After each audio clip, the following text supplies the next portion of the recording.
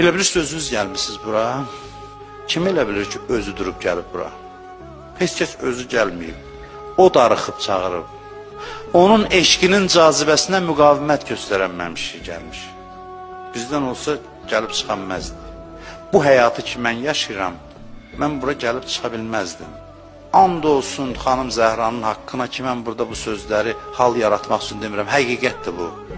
Darıxıb görmək istəyir. Çünki anamız can verir bu günlərdə. Anamız xanım Fatimə Zəhranın can verdiği günlərdir. Mən görmüşəm, analar can verəndə balalarını toplayır, danışa da bilməyəndə bir-bir baxır üzlərinə. Hətta mən görmüşəm, dünyadan köçən balalar olub, şəklini gətiriblər ki, baxsın. Can verə bilmir də, çətin olur. Toplayıb bizi ki, bizə nəzər eləsin, bizə baxsın. Heç vaxt bu məclisdə deməyin, xanım mənə nəzər elə. Nəzər eləyib ki, buradasan.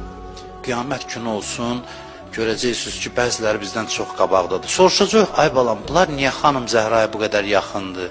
Cavab verəcəklər ki, bunlar xanımdan çox istədilər ki, çox nəzər eləsin. Vəssalam, səndən fərqi bu idi. Onda deyəcəksən ki, vay olsun mənim halıma. Əlimizi başımıza vuracaq ki, kaş mən də istəyərdim.